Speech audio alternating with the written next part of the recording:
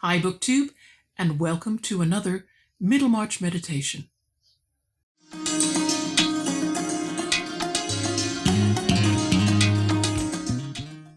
Today's meditation is going to take us into the Vincy drawing room for an evening's entertainment with their friends.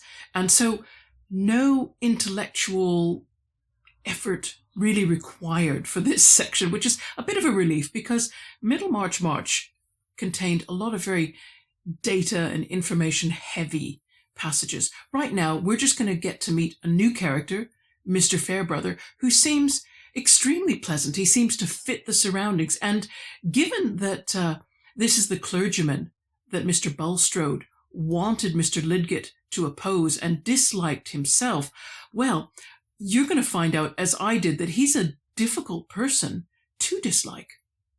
So to recap, we're just going to go back to page 158 where we left off last time. I'm rereading now from the sentence that begins, Fred Vincy had called Lidgett a prig, and now Mr. Chichely was inclined to call him prick-eared, especially when, in the drawing room, he seemed to be making himself eminently agreeable to Rosamond. And what we're going to pick up now is that conversation which happened so easily between Rosamond Vincy and Dr. Lidgett. Certainly, small feet and perfectly turned shoulders aid the impression of refined manners, and the right thing said seems quite astonishingly right when it is accompanied with exquisite curves of lip and eyelid. And Rosamond could say the right thing, for she was clever with that sort of cleverness which catches every tone except the humorous. Happily, she never attempted to joke, and this perhaps was the most decisive mark of her cleverness. She and Lidgett readily got into conversation. He regretted that he had not heard her sing the other day at Stone Court. The only pleasure he allowed himself during the latter part of his stay in Paris was to go and hear music. "You have studied music, probably?" said Rosamond. "No, I know the notes of many birds, and I know many melodies by ear, but the music that I don't know at all, and have no notion about, delights me, affects me. How stupid the world is that it does not make more use of such a pleasure within its reach." "Yes, and you will find Middlemarch very tuneless. There are hardly any good musicians. I only know 2 gentlemen who sing at all well. I suppose it is the fashion to sing comic songs in a rhythmic way, leaving you to fancy the tune, very much as if it were tapped on a drum." "Ah, you have heard Mr. Bowyer," said Rosamond, with one of her rare smiles, "but we are speaking very ill of our neighbours." Lidgett was almost forgetting that he must carry on the conversation in thinking how lovely this creature was, her garment seeming to be made out of the faintest blue sky, herself so immaculately blonde, as if the petals of some gigantic flower had just opened and disclosed her, and yet with this infantile blondness showing so much ready, self-possessed grace. Since he had had the memory of lore, Lidgett had lost all taste for large-eyed silence. The divine cow no longer attracted him, and Rosamond was her very opposite. But he recalled himself. "You will let me hear some music tonight, I hope?" "I will let you hear my attempts if you like," said Rosamond. "Papa is sure to insist on my singing, but I shall tremble before you, who have heard the best singers in Paris. I have heard very little. I have only once been to London, but our organist at St. Peter's is a good musician, and I go on studying with him." "Tell me what you saw in London." "Oh, very little." A more naive girl would have said, "Oh, everything," but Rosamond knew better. "A few of the ordinary sights, such as raw country girls are always taken to." "Do you call yourself a raw country girl?"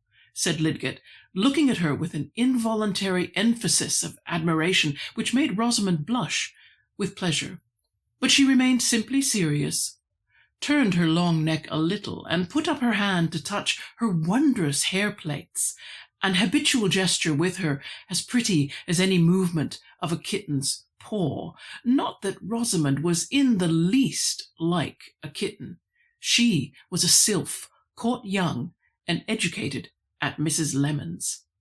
The narrator in Middlemarch makes fun of Rosamond's refined manners, but for her time, this was an accomplishment that was available to women to excel at, and she does excel at it. And I think what we can do, since we can't do anything particularly intellectual, is we can just examine some of the phrases that she's used and the way she said them and then indicate how these would be obedient to the rules of the day for young women's behavior. So firstly, Rosamond never attempted to joke. Now, I'm not sure this is entirely true. I'm going to dispute that with the text. As you can see from the notations on the page, I think Rosamond can be sarcastic, or the modern term is snarky, which is a humor with a very sharp edge of criticism, maybe more criticism than humor, or criticism disguising itself as humor. That might be the better way to do it. A sense of humor is a useful social tool, but it's always tricky to get it right. And so I can understand why Rosamond was taught to avoid telling jokes, to avoid being humorous if possible, because you just cut down your risk of offending anyone or seeming uncouth or bad-mannered. I will put in the description box a link to the Debrett's guide, Dr. Gregory's 1797 quote for daughters, because I think that's really important. It shows. In fact, I'll try and read that quote for you now. Just one moment. Here we go. And I'm skipping down to the second paragraph. Wit is the most dangerous talent you can possess. It must be guarded with great discretion and good nature. Otherwise it will create you many enemies. Wit is so flattering to vanity that they who possess it become intoxicated and lose all self-command. Now, he goes on to say that humor is a different quality. It will make your company much solicited, but be cautious how you indulge it. It may sometimes gain you applause, but will never procure you respect. So interesting point there. And we can see that Rosamond is therefore following that advice. She remains, as much as she can, always in a serious cast rather than a humorous or even a light-hearted one. You can see that she just refrains from a lot of behavior which might seem, I suppose, girlish. She doesn't smile or laugh a great deal. She controls her body movements very carefully. So we'll go on and look at some of the other points that she makes in the passage.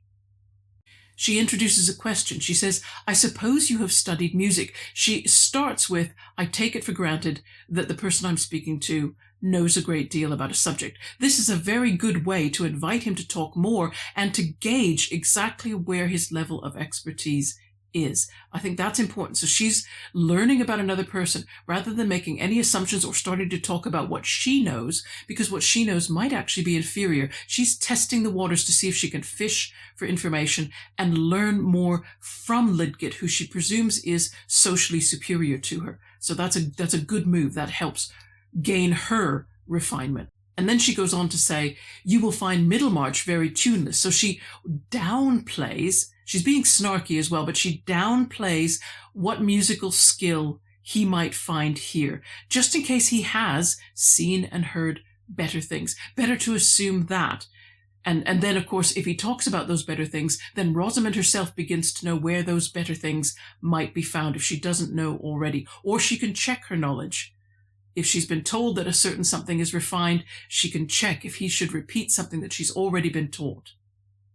And then when Lidgett does ask her if she'll sing, she says, yes, you can listen to me if you like. But then she says, I shall tremble before you. That's a lovely way of phrasing it. Again, it's downplaying her own ability. It's setting his expectations a little lower. So in other words, if he is disappointed with the music that she plays because he's heard so much better, at least she hasn't put herself forward as being someone who will impress him greatly. So she's all the time, this is all very calculated and careful to make her seem modest. And I think modesty is the other interesting aspect of Rosamond, although she isn't actually modest. She will always play herself as modest, always downplaying herself or downplaying Middlemarch, where she comes from, always making herself seem less experienced.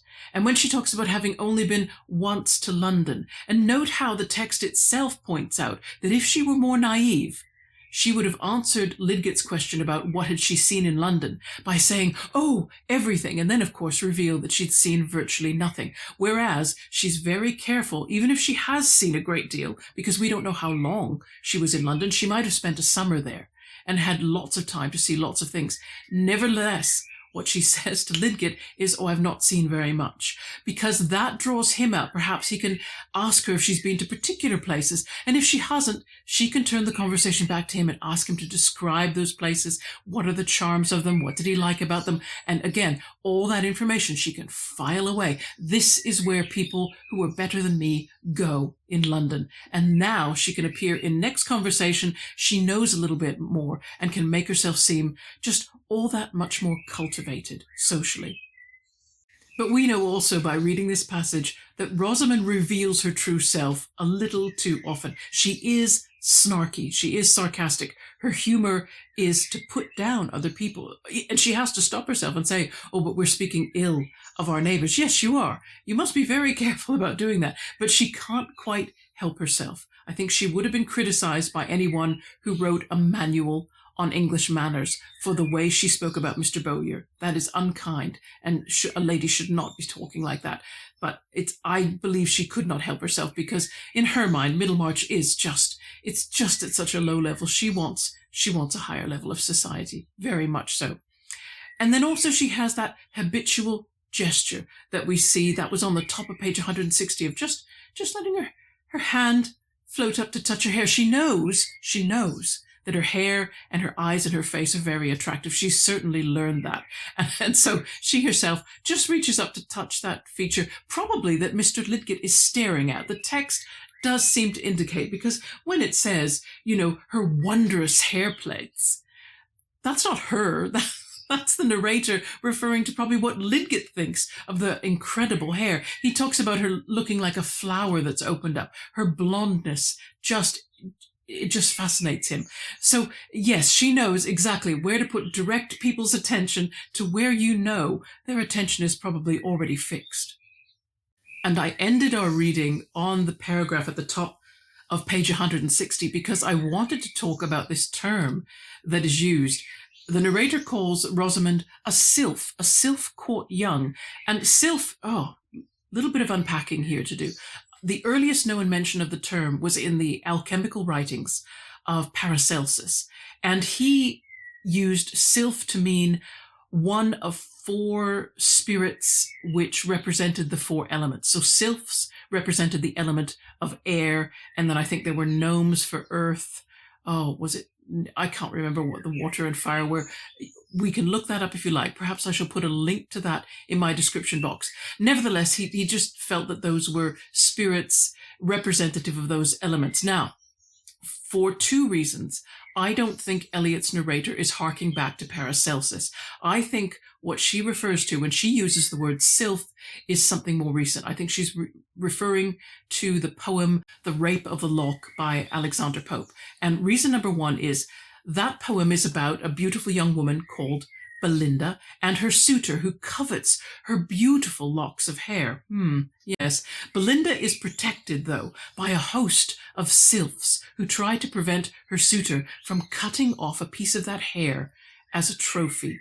And here in Middlemarch, we happen to be talking about Rosamond just gently touching her hair, knowing that her hair is an object of fascination, and it is an object of fascination to Lydgate.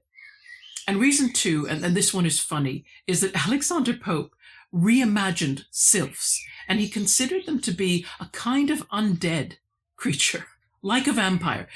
His sylphs were created from the mystically condensed humors of peevish women who had died.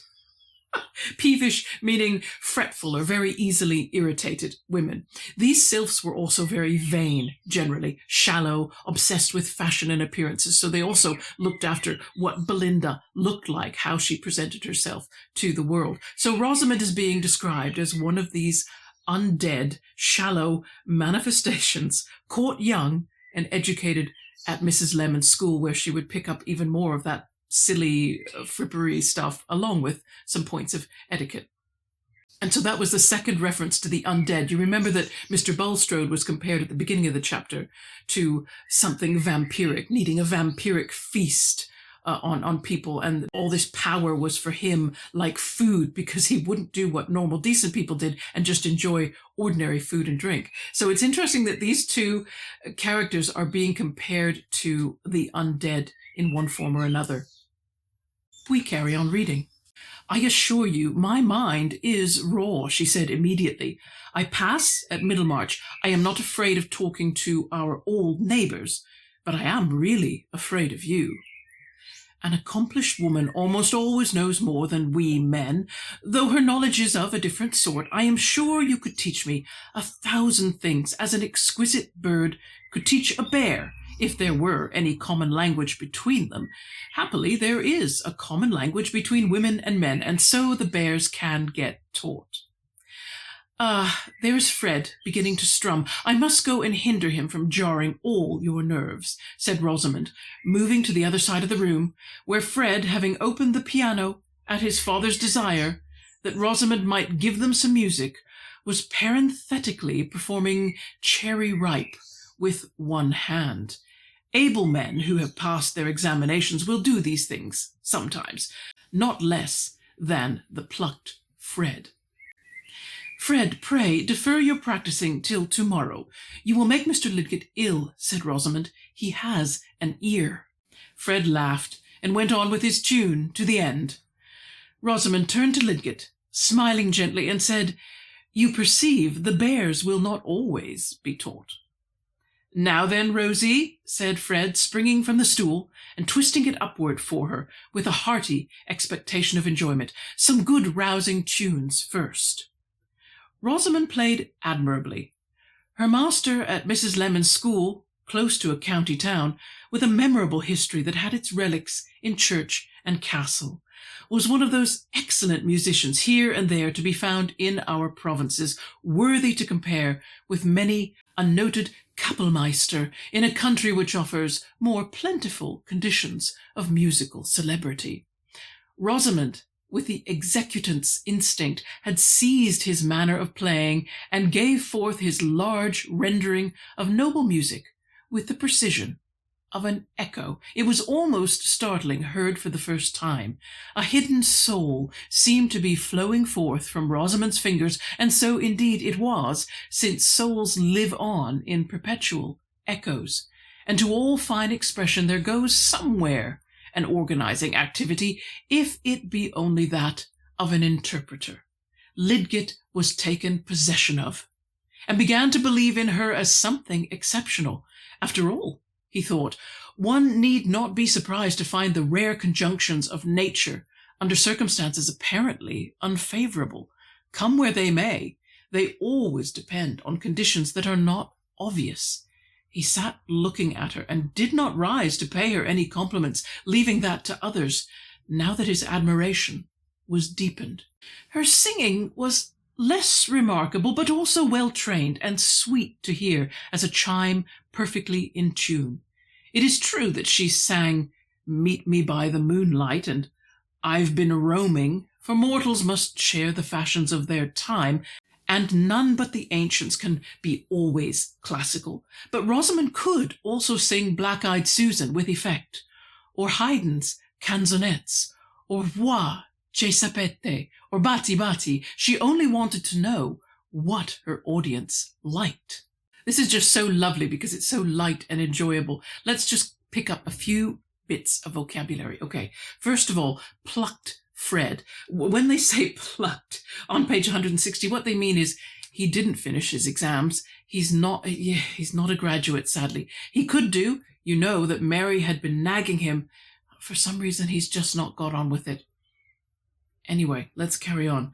There's also some items on page 161 that I want to talk about.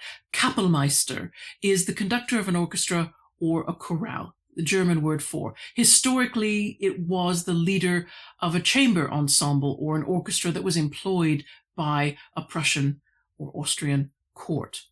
And of course, when Eliot's narrator says, in a country which offers more plentiful conditions of musical celebrity, she is probably referring to Prussia and or Austria. They'd been to both in Eliot in her travels, and I know they admired the music very much, although they struggled a little bit with Wagner. I know they were taken to Wagner concerts, and their first listenings, they weren't quite sure what to make of Wagner.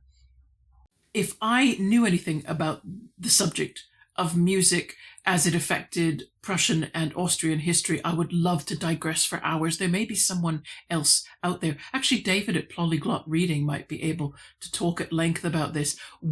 Because even now, the reputation of Germany and Austria for producing classical composers during the late 18th and early 19th century, the Romantic movement it seemed to be just all German and or Austrian in one way or t'other. It's something that I'd like to have a book about, actually, if there was any kind of a survey of Austrian or the Austro-Hungarian Empire and the Prussian states, and as they became Germany, and a history of music and how music shaped the culture. If somebody has written a book, they probably have, but it's probably not translated into English. But I will continue to search. If anyone knows a book, you know right now I'm interested. I will take recommendations, absolutely.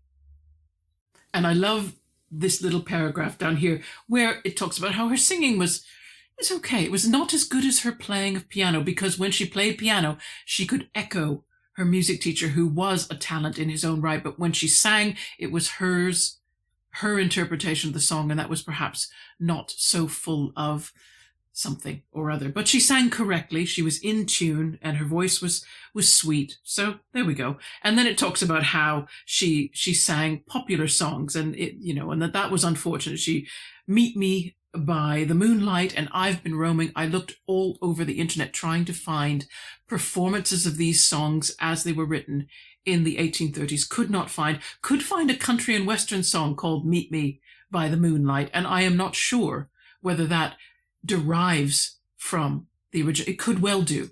A lot of these songs have lived on, and they might have a different title, but the lyrics might be very much the same and be represented as folk songs or country and western songs, very likely, because a lot of them did travel across the ocean and get picked up as, those people that could play music played them, other people learned them, and then they became familiar tunes.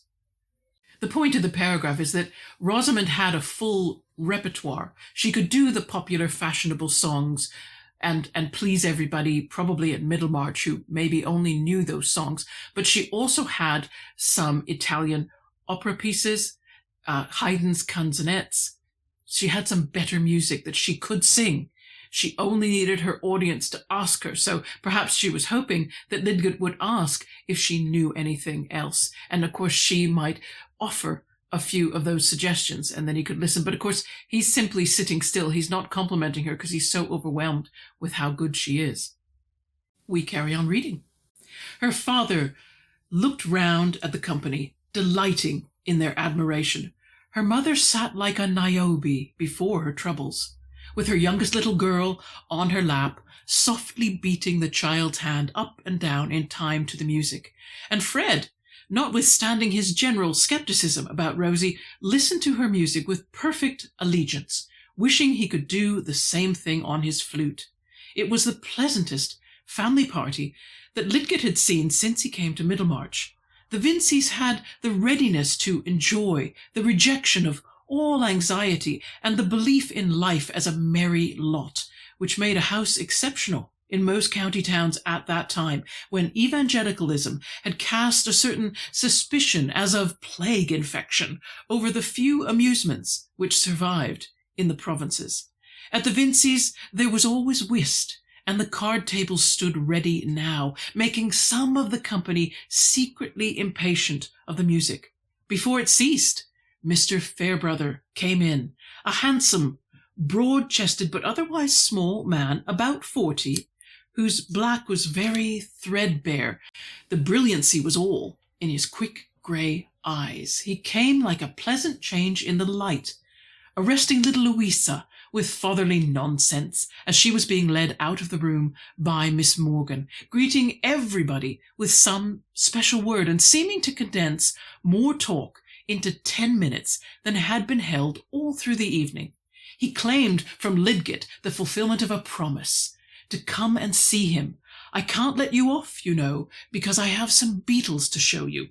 We collectors feel an interest in every new man till he has seen all we have to show him." But soon he swerved to the whist table, rubbing his hands and saying, "Come now, let us be serious. Mr. Lidgett, not play? Ah, you are too young and light for this kind of thing." Lidgett said to himself that the clergyman, whose abilities were so painful to Mr. Bulstrode, appeared to have found an agreeable resort in this certainly not erudite household. He could half understand it. The good humour, the good looks of elder and younger, and the provision for passing the time without any labour of intelligence might make the house beguiling to people who had no particular use for their odd hours. Everything looked blooming and joyous, except Miss Morgan, who was brown, dull, and resigned, and altogether, as Mrs. Vincey often said, just the sort of person for a governess. Lidgett did not mean to pay many such visits himself.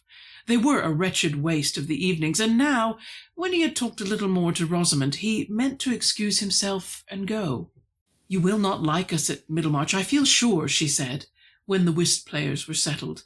"We are very stupid, and you have been used to something quite different." "I suppose all country towns are pretty much alike," said Lidgett, "but I have noticed that one always believes one's own town to be more stupid than any other. I have made up my mind to take Middlemarch as it comes, and shall be much obliged if the town will take me in the same way. I have certainly found some charms in it which are much greater than I had expected." "You mean the rides towards Tipton and Lowick. Everyone is pleased with those," said Rosamond, with simplicity. "No, I mean something much nearer to me." Rosamond rose and reached her netting, and then said, "Do you care about dancing at all? I am not quite sure whether clever men ever dance." "I would dance with you, if you would allow me." "Oh," said Rosamond, with a slight deprecatory laugh, I was only going to say that we sometimes have dancing, and I wanted to know whether you would feel insulted if you were asked to come." "Not on the condition I mentioned." After this chat, Lidgett thought that he was going, but on moving towards the whist tables he got interested in watching Mr. Fairbrother's play, which was masterly, and also his face, which was a striking mixture of the shrewd and the mild. At 10 o'clock supper was brought in, such were the customs of Middlemarch, and there was punch drinking, but Mr. Fairbrother had only a glass of water. He was winning, but there seemed to be no reason why the renewal of rubbers should end, and Lidgett at last took his leave. Oh, it is such a lovely, lovely atmosphere at the Vinceys, so it seems. I don't know if I could do with more than one evening there, though. I think I would get bored, but I'll leave you to judge. Maybe you like card playing a great deal. We'll talk about that shortly, but let's go back to where I started reading and just pick up a few vocabulary items. Niobe. Mrs. Vincey Sr. is compared to Niobe, and Niobe before her troubles. Well, Niobe was famous for having had a lot of children. I think she was said to have had 7. There are many versions of this myth. One version says she had 7 daughters and 7 sons, and she was jealous of the goddess Leto, who had just 2 children, Apollo and Artemis, rather famous children because they were deities themselves. And Niobe was the daughter of a deity, but not a deity herself, just a mortal woman. But she was, I believe she was annoyed when sacrifices were offered to Leto and thought, well, why? You know, she's only got 2 children and look at me with my 14. And so she publicly spoke out and against Leto and said, well, I believe that I also deserve a greater amount of praise for all these children that I have.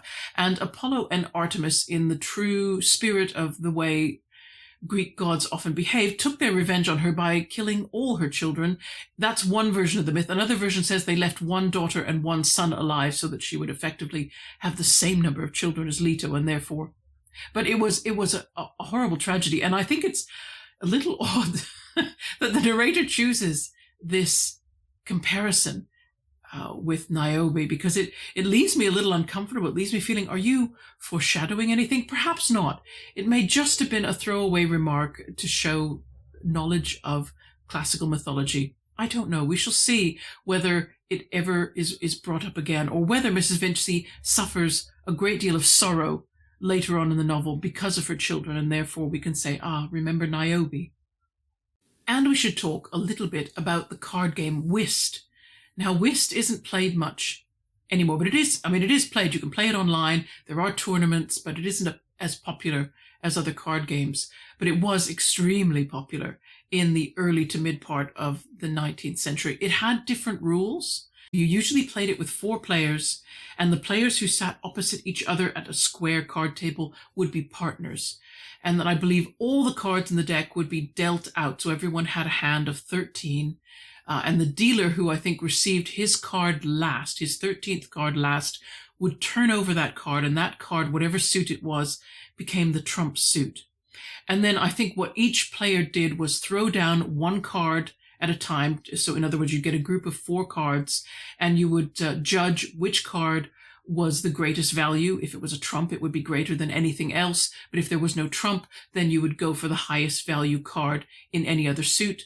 And whoever was the possessor of that highest value card effectively won all 4 of those cards. And they would gather them together and keep them in a little pile, a distinct pile. That would be called a trick. They would have won a trick. And the object of the game was to throw down all your cards, and the person who collected the most tricks won that game. And then you would play 3 games in a row, and you would add up all the tricks that were won by the 2 partners in the game, and then they would have won those 3 games, and those 3 games were called a rubber. And that is why you see that strange reference just at the end of the passage I read, that there were more rubbers that could be played, meaning there were more sets of 3. So there were more possibilities for other partners to win if they were not winning. It seems Mr. Fairbrother was very skilled. What we don't get told is who was Mr. Fairbrother's playing partner, because your partner's got to be reasonably adept at the game in order for you to be winning. So I was interested. That was not mentioned, and I found that interesting. The other interesting thing is that although everyone in the room almost appears to be having a wonderful time and to be so full of bonhomie, there is one person, and that's Miss Morgan, the governess. She is described as brown, dull, and resigned. I think that's a horrible word, because it means she believes there's nothing better for her than what she already has, and she's not pleased with what she already has. We don't know whose daughter she is or how she became governess. We do know that socially, governesses very often came from upper middle class or upper class families where for some reason financial hardship had taken place, and a young single woman in the household was not able to, she wasn't a desirable marriage partner because she would have no dowry. And it often meant, if it was a severe enough circumstance, that the woman had to support herself. This was a terrible thing. In the 19th century, for a woman to have to make her own money was just, it was considered to bring her down into working class. It made her working class. And this was the horrible dilemma of the governess, of the Victorian governess, was that she was on the one hand born into a certain socioeconomic class, a higher one, but the fact that she had to become employed and take a wage, it meant that she was also lowered. So she became a strange outsider to the whole class system. She was not working class. The people who worked in the house as servants would not see her as an equal. They would be wary of her because they would know what class she was born into. Similarly, though, the people in the house who probably were of her equal class or lower, because Miss Morgan might have been higher class than the Vincies. She might have belonged to a better family that just fell on hard times. But the Vincies could not treat her as an equal or a superior either. So it put the governess in a horrible state of limbo. It is awful in in a society that is so rigidly class-based to belong to no class. It's very difficult, and it means that she would be excluded from many things and would spend a lot of time alone, or a lot of time just having the children as the only people that she could really interact with. And then that wasn't always pleasant. I've included in my description box a very good JSTOR article about the strange in-between belongs nowhere life of 19th century governesses in England, because it was a sad thing that a woman could not respectfully earn money and maintain her status.